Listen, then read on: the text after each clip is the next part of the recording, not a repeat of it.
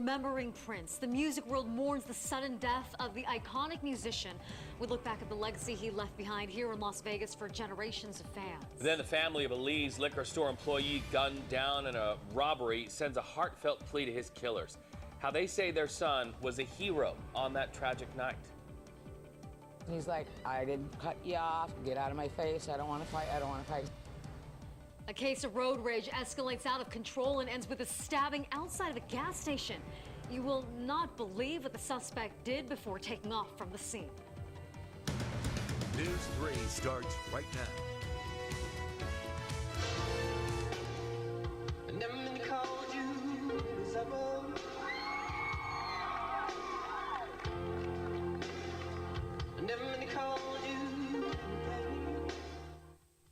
Well, the music world has lost another legend today as the world remembers renowned pop artist Prince and the legacy he left behind. It is the story that is sweeping the headlines after 57-year-old Prince Rogers Nelson was found dead at his Minnesota studio compound and home today.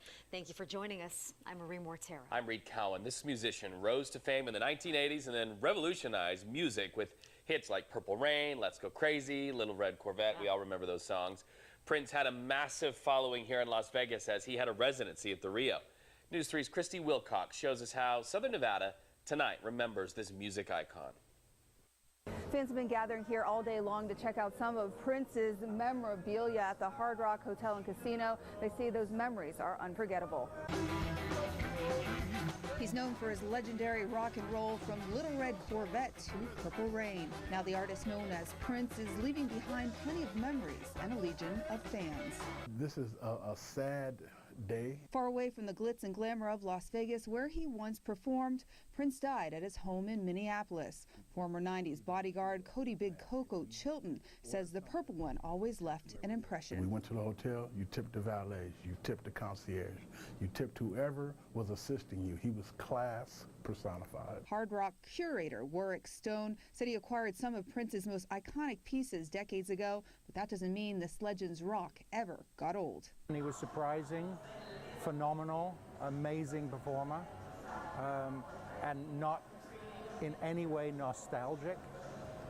He was always fresh and up to date. Prince's last performance at the Hard Rock Casino was at the Joint in 2013. Fans reflect back as they heard the news of his passing. Listening to his music soothed me and calmed me and gave me hope.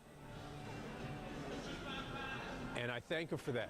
Widely known for his lavish wardrobe and custom heels, this 4'11" legend was full of great surprises, some say more than just rock and roll. He really could play basketball and pool. He was a real basketball fan. You couldn't tell him he wasn't Allen Iverson. There were so many fans out here this afternoon that they added 2 more cases to that tribute. From the Hard Rock Hotel and Casino, I'm Christy Wilcox, News 3. Back to you. Thanks, Christy. All right, leaving people stunned in more ways than one. The artist. In 1 hour, the Fremont Street Experience will honor Prince tonight on the Viva Vision canopy. The tribute will feature his most famous songs, along with dozens of historical photos of the singer. The tribute starts at 8 and will run every hour after that until 1 a.m. And a live look at the Las Vegas Strip, where the Venetian and the Palazzo resorts will turn their building signs purple tonight at sundown in tribute to the music superstar. Well, purple also reigned today at Target Field as the Minnesota Twins remembered Prince. Check this out. The team turned all the lights purple at the baseball stadium with a special message on the video boards that read, "Good night, sweet Prince."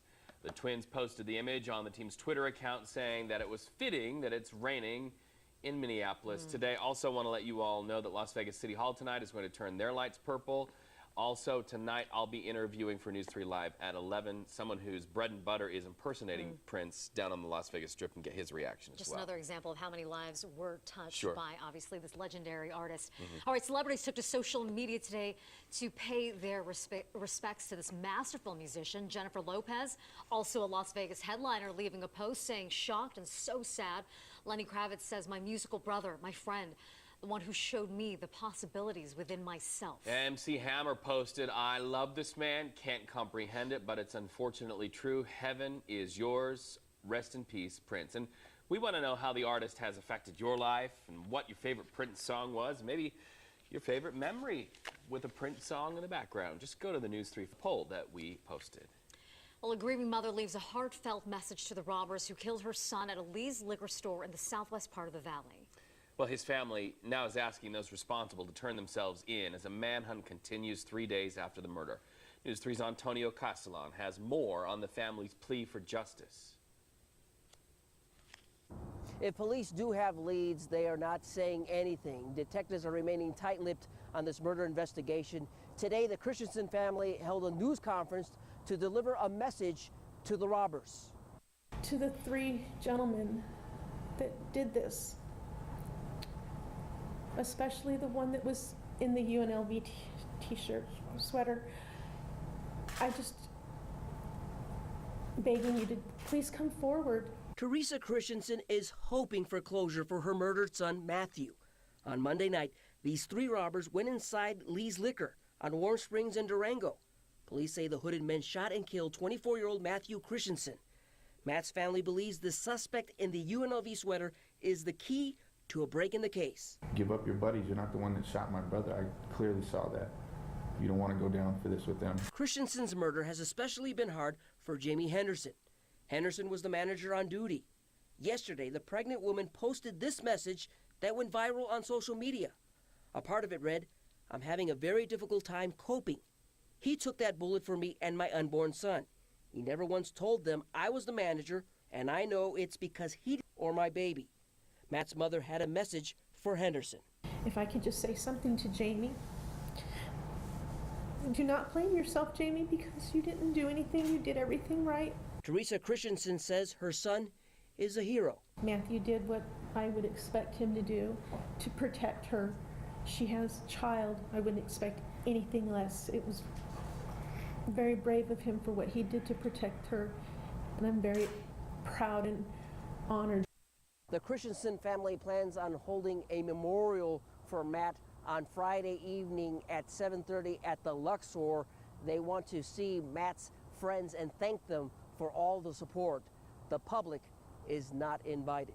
Reporting from Metro Police Headquarters, Antonio Castellan, News 3. A woman wakes up to find an armed man in her home who allegedly tried to rape her. And we have a sketch of the person Metro detectives are looking for. This is according to what the victim says he looked like. Police say this man that you see sketched here demanded money and jewelry before she was able to get away from the home near Charleston and Maryland Parkway. She also told police this man got away in her car, a white 2006 Dodge Dakota pickup. If you recognize the man sketched here or see that car, call Crime Stoppers at 702-385-5555. A surprising twist tonight in the case involving the murder of a local mother as the alleged gunman tells a judge he wants to change his guilty plea. And it came just as Eric Nosh and Derek Andrews were supposed to be sentenced for the shooting death of 44-year-old Tammy Myers. News 3's Nathan O'Neill will tell us what happened next. It was supposed to be the final phase of justice. Two men, Eric Nosh and Derek Andrews, facing sentencing after pleading guilty for their parts in the shooting death of Tammy Myers in February 2015. Nosh, the alleged gunman, and Andrews, the getaway driver. Are you entering a guilty plea to the charge of murder in the second degree with use of a deadly weapon? Yes, Your Honor. That was Nosh just last month. Today, a change of heart. You wish to withdraw your guilty plea? Yes, sir. Robert Myers tells us it has been an emotional roller coaster since his wife was gunned down in front of his house. I don't think it'll ever be over. We're going to miss a great woman, a great wife, great mother. He says this delay in justice doesn't change the truth, pointing to this confession video of Nosh from last year. Myers' death was first reported as a case of road rage, but it was later revealed that Nosh mistook Myers for a rival gang member. Swear I thought they was gonna pop on me, bros. Nosh's accomplice, Derek Andrews, was ready for his sentencing. His fate tied to Nosh is now in limbo. Andrews is tied to the cart. If this plea is withdrawn, his plea is forcibly withdrawn as much as he wants to take it. Prosecutor David Stanton says a change of plea could unravel this case and even send it to trial. Yeah, that's a real possibility. I won't make that decision, the district attorney will, but That's a distinct possibility. The Myers family was in court today. They sat in the back row, visibly upset at this latest delay, but they say they are determined to see justice done. The court meets back up in 3 weeks. I'm Nathan O'Neill, News 3. All right, Nathan, thank you. Now to some breaking news out of Illinois. Tonight, as crews battle a massive fire at this furniture warehouse. An employer reports dozens of workers were inside the warehouse at the time the flames broke out. It's believed all of the workers were able to get out before the building started to collapse. Right now, we can tell you in Woodridge, Illinois, where it's happening, there are no reports of serious injuries. And so far, in the midst of all of this, as so many fire trucks and alarms are sounded in that area of our country, no word yet on why the fire started in the first place. All right, we stay with first responders for another moment here. Our local police department honors those behind the badge for their courage and bravery. Really special tribute by Metro for those who continue to risk their lives to keep our streets safe. And then, Slithery's surprise. Students in an elementary school class get an unwelcome visitor. We'll tell you what fell from the ceiling that had parents and children squirming. And just when we got used to the warm weather, the winds are starting to pick up in the valley and a storm is headed in our direction. I'll tell you how windy it's going to get and when we could see some rain. Those details next.